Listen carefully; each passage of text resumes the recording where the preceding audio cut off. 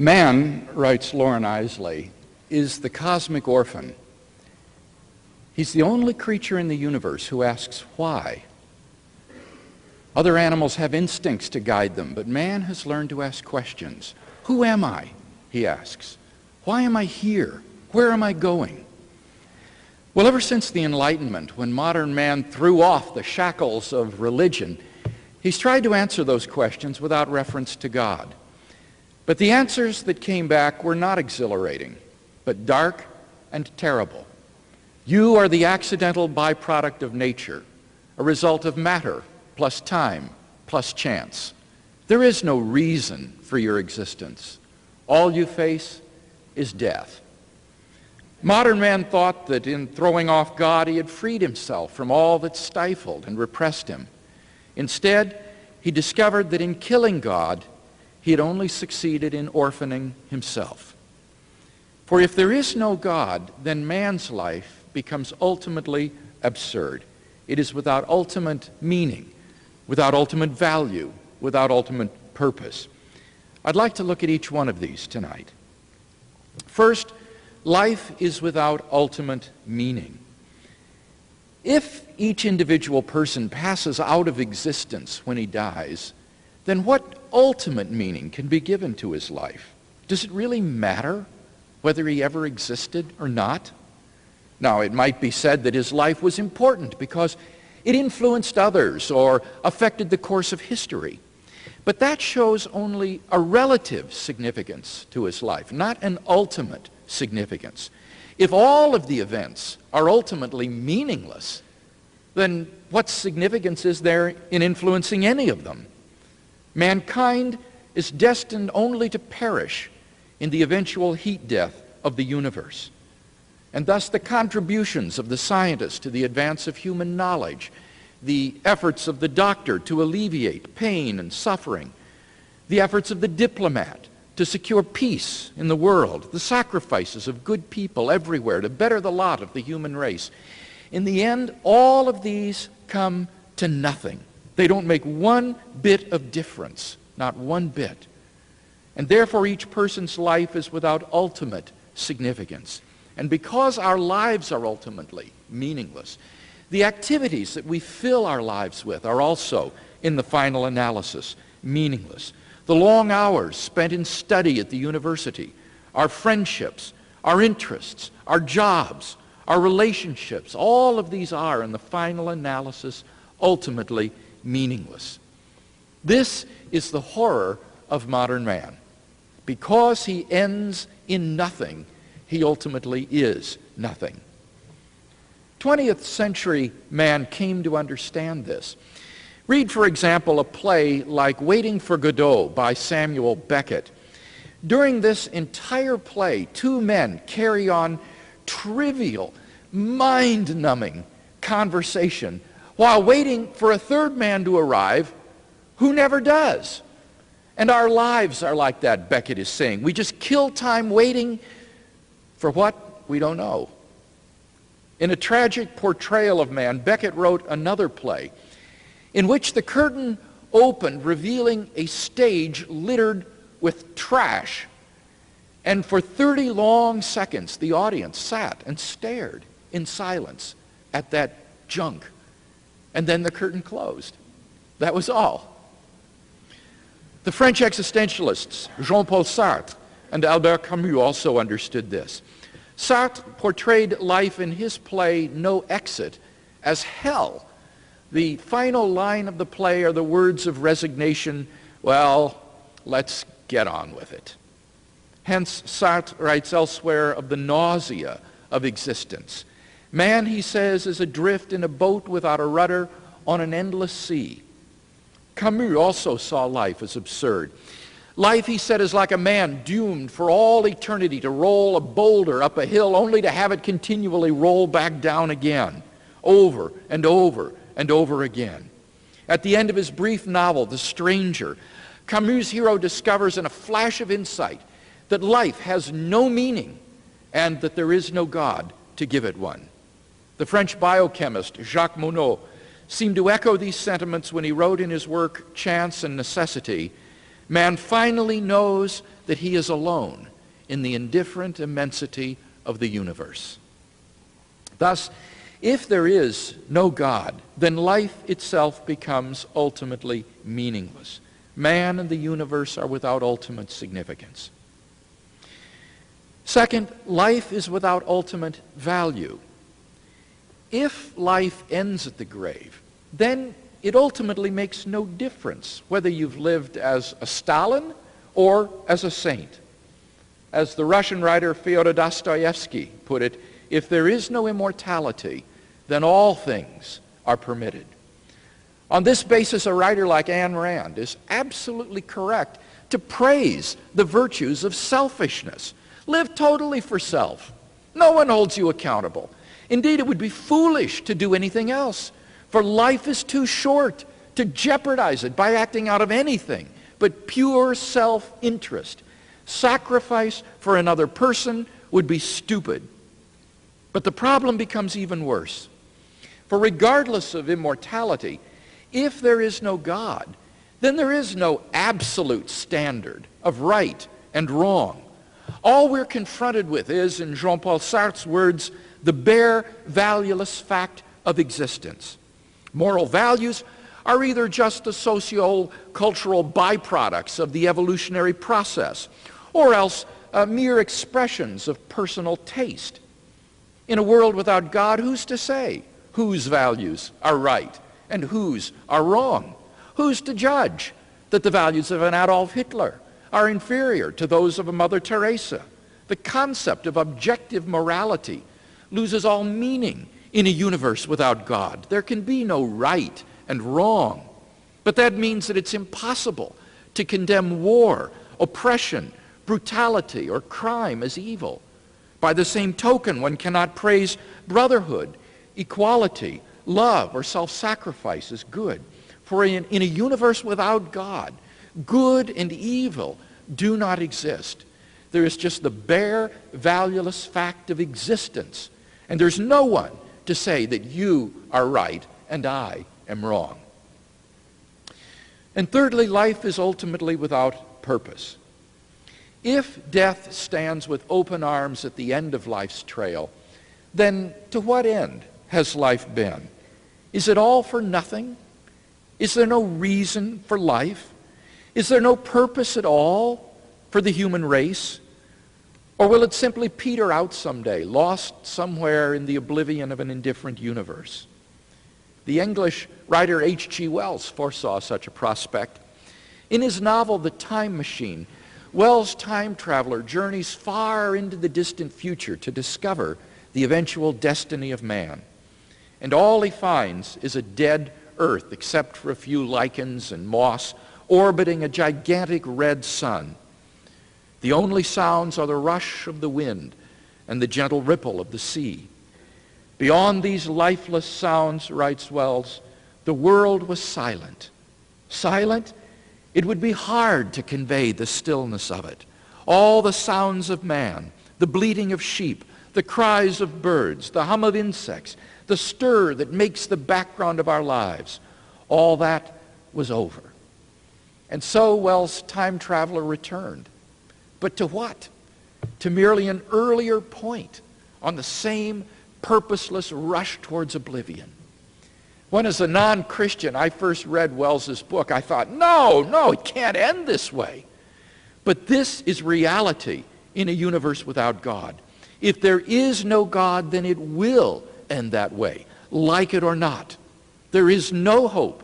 There is no purpose. I'm reminded of T.S. Eliot's haunting lines, "This is the way the world ends. This is the way the world ends. This is the way the world ends." Not with a bang, but a whimper.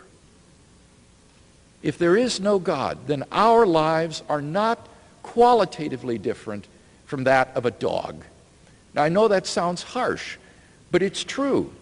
As the ancient writer of the book of Ecclesiastes put it, the fate of the sons of men and the fate of beasts is the same. As one dies, so dies the other. They all have the same breath, and man has no advantage over the beasts, for all is vanity. All go to one place. All are from the dust, and all turn to dust again. In this book, which reads more like a piece of modern existentialist literature than a book from the Bible, the author shows the futility of pleasure, wealth, education, political fame, and honor in a life doomed to end in death. His verdict? Vanity of vanities. All is vanity. If life ends at the grave, then we have no ultimate purpose for living. So I hope you begin to grasp the gravity of the alternatives before us. For if God does not exist, then all we are left with is despair. Life would have no significance, no value, no purpose. And that is why the question of the existence of God is so vital to mankind. Unfortunately, most people do not seem to realize this fact, and therefore they go blithely on their way as though nothing had changed. I'm reminded of the story told by Friedrich Nietzsche, the great atheist of the 19th century, who proclaimed the death of God. Nietzsche tells the story of a madman who in the early morning hours burst into the marketplace, lantern in hand, crying, "I seek God! I seek God!" And since many of those standing about didn't believe in God, he provoked much laughter. "Maybe God has gone on a voyage or emigrated," they laughed. And so they taunted him and mocked him. And then, writes Nietzsche, the madman turned in their midst and pierced them with his eyes. "Whither is God?" he cried. "I shall tell you. We have killed him, you and I. All of us are his murderers. But how have we done this? How were we able to drink up the sea? Who gave us the sponge to wipe away the entire horizon? What did we do when we unchained this earth from its sun? Whither is it moving now? Away from all suns? Are we not plunging continually, backward, sideward, forward, in all directions? Is there any up or down left? Are we not straying as through an infinite nothing? Do we not feel the breath of empty space has not become colder? Is not night and more night coming on all the while? Must not lanterns be lit in the morning? Do we not hear anything yet of the noise of the grave diggers who are burying God? God is dead, and we have killed him. How shall we, the murderers of all murderers, comfort ourselves? The crowd stared at the madman in silence and astonishment. And at last, he smashed his lantern to the ground. "I have come too early," he said. "This tremendous event is still on its way. It has not yet reached the ears of men." You see, men did not truly comprehend what they had done in killing God. But Nietzsche predicted that someday people would realize the consequences of atheism. And this realization would usher in an age of nihilism. That is to say, the destruction of all meaning and value in life. The end of Christianity, wrote Nietzsche, means the advent of nihilism. This most gruesome of guests is standing already at the door. Our whole European culture is moving for some time now, wrote Nietzsche, with a tortured tension that is growing from decade to decade as toward a catastrophe, restlessly, violently, headlong, like a river that wants to reach its end, that no longer reflects, that is afraid to reflect. Most people still do not reflect upon the consequences of secular atheism, and therefore, like the crowd in the marketplace, go unknowingly on their way. But when we realize, as Nietzsche did, the consequences of what atheism implies, and when we stare atheism unflinchingly in the face, as Nietzsche had the courage to do, then his question presses hard upon us. How shall we, the murderers of all murderers, comfort ourselves? Well, it seems to me that confronted with this predicament, we have basically three alternatives. Number one, commit suicide. Faced with the absurdity of life, one should simply end it now. Camus considered suicide to be the only serious philosophical question. Is it worth it to go on living? And sometimes we hear of people who answer no. In the United States, the leading cause of death among teenagers today is suicide. But for most of us, suicide is not the answer. The pleasures that life does afford and the fear of the unknown compel us to go on living. The second alternative is to face the absurdity of life and to live bravely.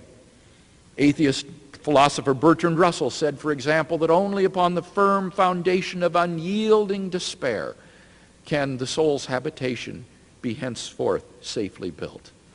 Camus said that we should simply recognize the absurdity of life and then live in love for one another. But the problem with this alternative is that it is impossible to live consistently and happily within the framework of such a worldview. Man cannot live as though life had no meaning, value, and purpose. And so what people subconsciously do is to assume that their lives have meaning, value, and purpose, even though they have no right to, since modern man does not believe in God. And what I'd like to do is to look again at each of those three areas in which we saw that life is absurd without God, and to show how modern man fails to live consistently and happily within this worldview. First, the area of meaning. We saw that without God, life is ultimately meaningless. And yet philosophers continue to live as though life does have meaning. For example, Jean-Paul Sartre argued that one may create meaning for his life by freely choosing some course of action. Sartre himself chose Marxism. Now, this program is utterly inconsistent. It is inconsistent to say on the one hand that life is absurd, and then to say on the other hand that one may create meaning for his life. For if life is objectively absurd, then man is trapped. Without God, there can be no objective meaning in life. Sartre's program is actually an exercise in self-delusion. For the universe doesn't really acquire a meaning just because I happen to give it one. And I think this is obvious. For suppose you give the universe one meaning and I give it another. Who's right? Well, I think the obvious answer is neither one. For the universe in and of itself remains intrinsically meaningless, regardless of how we happen to regard it. Sartre is really saying, let's pretend that the universe has meaning. And this is just fooling yourself. The point is this: if God does not exist, then life is objectively meaningless. But mankind cannot live consistently and happily as though life were meaningless. And so in order to be happy, he invents certain purposes and projects for life, and he pretends that these invest his life with meaning. But this is, of course, entirely inconsistent. For without God, man and the universe are ultimately without significance. Turn next to the problem of value. This is where the most blatant inconsistencies occur. First of all, atheistic humanists are totally inconsistent in holding to the values of human love and brotherhood.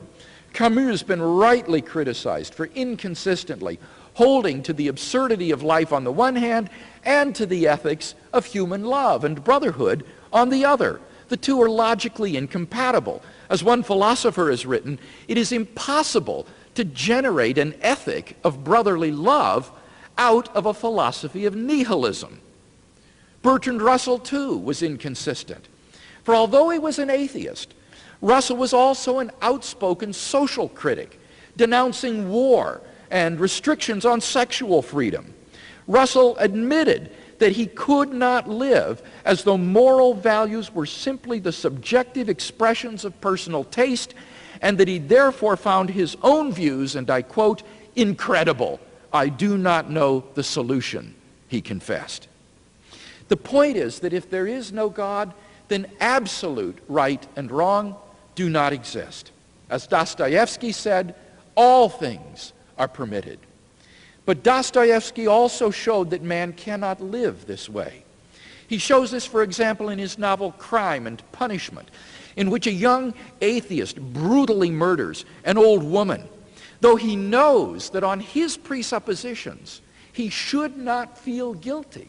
Nevertheless, he is consumed with guilt until he finally confesses his crime and gives his life to God. In his masterpiece, The Brothers Karamazov, Dostoevsky tells of how a man murders his father because his brother, Ivan, had told him that God does not exist, and therefore there are no moral absolutes.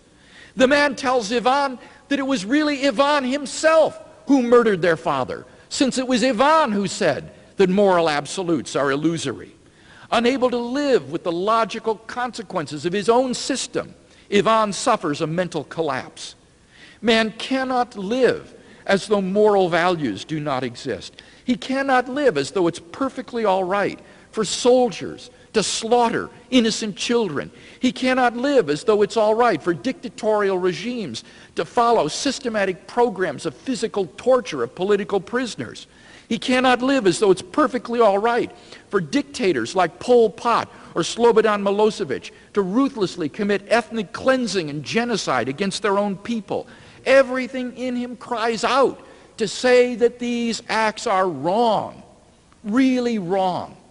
But if God does not exist, he cannot.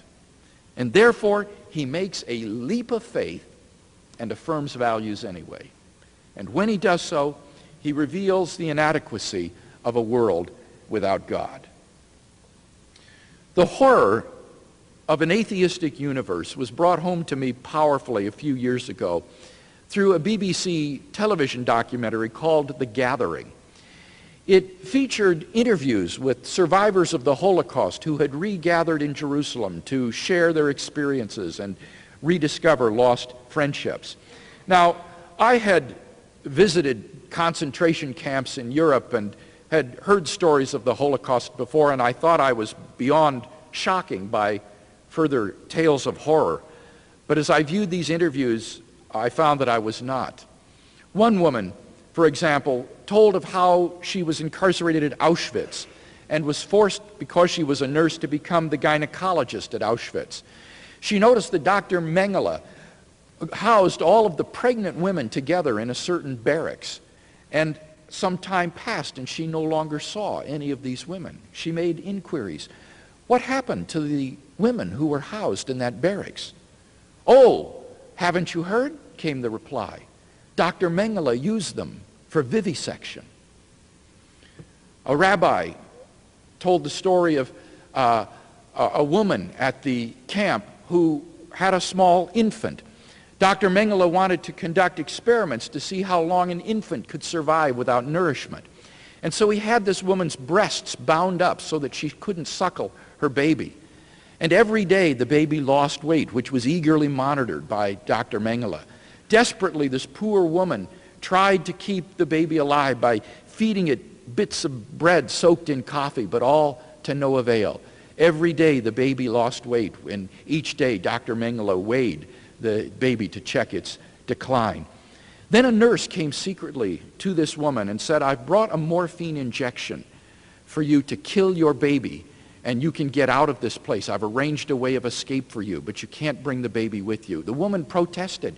"I can't kill my own child." She said, "Look, the baby is going to die anyway. At least save yourself." And so this mother felt compelled to take the life of her own infant. My heart was torn as I heard these stories. The rabbi at Auschwitz said that it was as though there existed a world in which all of the 10 Commandments were reversed. Thou shalt lie, thou shalt kill, thou shalt steal. Mankind has never seen such a hell. And yet, in a real sense, if God does not exist, then our world is Auschwitz. There is no ultimate right and wrong. All things are permitted. But no atheist, no agnostic can live consistently and happily within the framework of such a worldview. Finally, let's look at the problem of purpose in life. The only way that most people who deny purpose in life manage to live happily is either by making up some purpose for their life, which amounts to self-delusion, as we saw with Sartre, or else by not carrying out their views to its logical conclusions. For example, take the problem of death. According to the psychologist Ernst Bloch, the only way modern man lives in the face of death is by subconsciously borrowing the belief in immortality which his forefathers held to, even though he himself has no basis for this belief, since he does not believe in God. Bloch concludes, thus this quite shallow courage feasts on a borrowed credit card. It lives from earlier hopes and the support they had once provided. But modern man no longer has any right to that support, since he rejects God.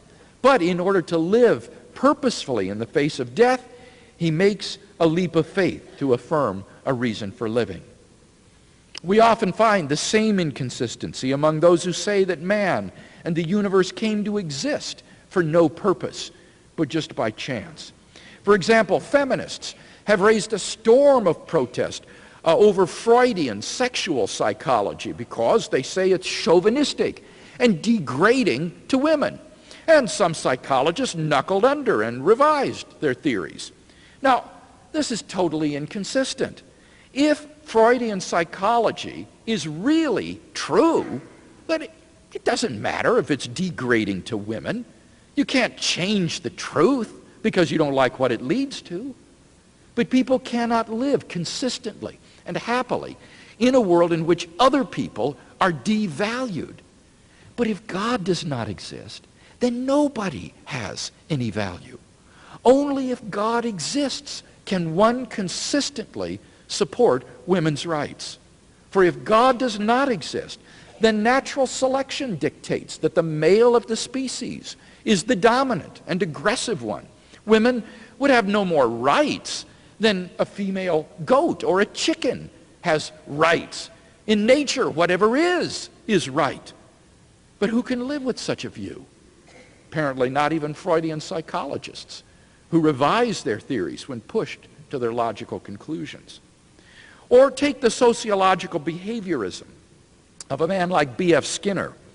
This view leads to the sort of society envisioned by George Orwell in 1984, where the government controls and programs the thought of everybody. If Pavlov's dog can be made to salivate when a bell rings, then so can a human being. And if Skinner's theories are right, there can be no moral objection to treating people like the rats in Skinner's rat box as they run through their mazes, coaxed on by food and electric shocks. According to Skinner, all of our actions are programmed anyway, and if God does not exist, then no moral objection can be raised against this kind of programming, for man is not qualitatively different from a rat, for both are just the result of matter plus time plus chance. But again, who can live with such a dehumanizing worldview? Or finally, take the biological determinism of a man like Francis Crick. The logical conclusion is that man is like any other laboratory specimen. The world was horrified when it learned that at camps like Dachau, the Nazis had used prisoners for medical experiments on human beings. But why not? If God does not exist, there can be no objection to using people as human guinea pigs. A memorial at Dachau says, "Nie wieder," never again. But this sort of thing continued to go on. It was recently revealed that in the United States after the war, various persons of minority group status were injected unknown to them with a sterilization drug by medical researchers. Mustn't we protest that this is wrong? That people are more than just electrochemical machines? The end of this view is population control, in which the weak and the unwanted are killed off to make room for the strong. But the only way we can consistently protest this view is if God exists. Only if God exists can there be purpose in life. And thus, as one modern writer has said, if God is dead, man is dead too. Man cannot live consistently and happily as though life were without meaning, value, and purpose. The finite world alone is insufficient to maintain a happy and consistent life. But that throws us on to the third and final alternative. And this is to challenge the worldview of modern man, to maintain that God does exist and that life does have meaning, value, and purpose. This is the position of biblical Christianity. Biblical Christianity thus provides the solution to the predicament of modern man. For according to the Christian worldview, God does exist, and life does not end at the grave. And therefore, biblical Christianity provides the two necessary prerequisites for a happy and consistent life: God and immortality. According to the Christian worldview, life does have meaning because mankind is made in the personal image of God. And our destiny is to know God and enjoy Him and His love forever. Life has value because God's own holy and righteous nature is the absolute standard of right and wrong, good and evil. And that nature is expressed toward us in the form of His divine commandments, which constitute for us our moral duties. And thus the moral choices we make now in this life are filled with an eternal significance. Finally, life has purpose. As the Westminster Catechism says, the end of man is to glorify God and to enjoy Him forever. And thus, biblical Christianity succeeds precisely where atheism breaks down. The cosmic orphan can come home. Now, I want to make it clear that none of this tonight proves that biblical Christianity is true. But I think that it does clearly spell out the alternatives before us. If God does not exist, then life is futile. If the God of the Bible does exist, then life is meaningful. Only the second of these two alternatives enables us to live a happy and consistent life. And therefore, it seems to me that even if the evidence for and against these two alternatives were absolutely equal, that the rational thing to do is to believe in God. That is to say, it seems to me that if the evidence is equal, that it is positively irrational to prefer death, futility, and destruction to life, meaningfulness, and happiness. As Pascal has written, we have nothing to lose and infinity to gain. Well, now at this time, we're going to throw it open for your questions and discussion, and Ethan is going to assist us, I think, in doing that. Thank you.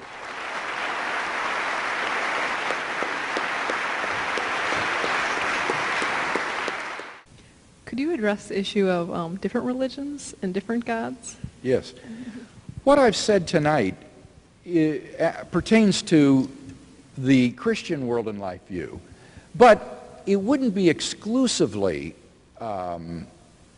Christian in the sense that any view of the world that gives you those two necessary prerequisites, a personal God who can be known and loved and experienced, and immortality.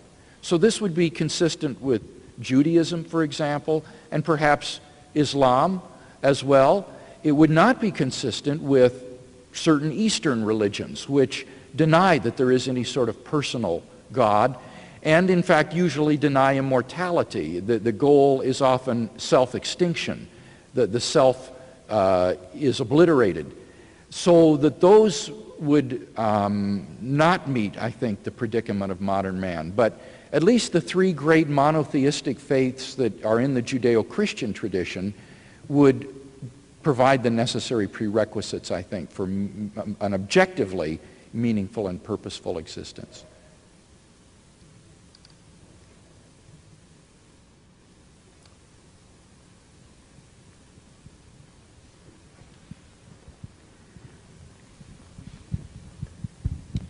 You talked a little while ago about how without a God we can't have something like women's rights when you were talking about Freud. Where do animal rights fit into this? That's a very, very interesting question. I hope you want to know, where does animal rights fit into all of this? I again would say the same thing about animal rights. It seems to me that in the absence of God, I can't understand how in the world any person could support animal rights. Because in nature, as I say, whatever is right. The law of the jungle rules. The only law in nature is survival of the fittest. And if the species of Homo sapiens should decide to exterminate all of the other life forms on the earth, there is no right or wrong in that. That's just the law of survival of the fittest. So it seems to me that, again, only the theist, only the person who believes in God is well posed to defend conservation efforts and efforts to preserve endangered species and to have an adequate environmental ethic. I cannot understand how an atheist or a naturalist can have an environmental ethic. Now, having said that, I don't think that I would construe it, however, in terms of animal rights per se, because I don't think that animals are moral agents. Persons are moral agents, and animals aren't persons. So, for example, when a lion kills a zebra, it kills it, but it doesn't murder it. Or when a seagull snatches a fish out of the talons of another seagull, it takes the fish, but it doesn't steal the fish, if you understand what I mean. Animals don't have moral duties or obligations. So I wouldn't construe an animal or environmental ethic in terms of animal rights. Rather, I would construe it in terms of human responsibilities and human moral duties. That is to say, God, according to the creation narrative in the Bible, has given man charge to steward the earth, to care for the earth and to husband it as a gardener would care for a vineyard, say. And therefore, to rape and plunder the earth and its resources and its animals is a violation of God's command for us to steward and care for his creation. And I think that God is wounded, so to speak, when he sees the terrible blight that mankind has often wrought upon the beautiful nature that God created, which in Genesis it says God saw that it was very good. And we often haven't lived up to that creation mandate. So I wouldn't see it in terms of animal rights per se, but rather in terms of human moral duties to care for these beautiful creations that God has made and provided us. Yeah, Mr. Craig, you said that that the three great religions, monotheistic religions, Judaism, Islam, and Christianity, all would be consistent with a worldview that acknowledged a God and gave meaning and purpose. And I agree with that, but here's my question. Why did you choose to become a Christian as opposed to a Muslim or a Jew? What do you find different about Christianity that you find more fulfilling for yourself, or more, do you find answers to those questions of purpose and value and meaning? What do you find different about Christianity that you find the answers to be more fulfilling or more enriching than the other two religions you mentioned? Well, I think you won't be surprised if I answer Jesus of Nazareth. He was the difference, and he is what distinguishes Judaism and Islam from Christianity, among other things. When, as a non-Christian, I first heard the message of Christ, I began to read the New Testament. I had never read a New Testament before, and as I read the Gospels and the story of Jesus of Nazareth, I was absolutely captivated by this person. His words had the ring of truth about them. There was a wisdom there that I had never encountered before. And his life had an authenticity about it that wasn't characteristic of many people who claim to be his followers in our culture, who claim to be Christians. And I was just captivated by Jesus of Nazareth. And when I understood the message of the New Testament, that I was sinful and therefore separated from God, that rang true in my life. I sensed that though I believed there was a God out there who existed, that I enjoyed no personal relationship with him. He was a distant and unknown entity to me. And as I looked into my own heart, I could see the blackness within, the moral selfishness and self-centeredness. And so I had no problem with what I read in the New Testament when it said that all people are sinful and fall short of the glory of God, I understood the love of Christ. And that drew me, the notion that God himself, in the form of his Son, would die on the cross as a sacrifice for my sin so that I could be reconciled to him. And then most of all, perhaps, the notion that through Christ I could come into a personal relationship with God, that God could become a living personal reality in my life as a loving Father. This was tremendously appealing. And so as I read the New Testament and read Christian books and so forth over a period of about 6 months, I was just convinced that it was true. And since then, nothing that I've read or studied has changed my mind about that. When I look, for example, at Judaism, I think that the Old Testament looks forward to Jesus as the Jewish Messiah. I think believing in Jesus is the most Jewish thing a person can do. When I read the Quran, I find that the portrait of Jesus in the Quran, I think, is historically inaccurate. That it is written 600 years after the events and is demonstrably legendary in many respects, whereas the documents of the New Testament were written in the first generation while the eyewitnesses were still alive, and thus give a more accurate portrayal of who the historical Jesus was. And so for those reasons, I think that the Christian claim to be true is accurate, and therefore I count myself enthusiastically a Christian.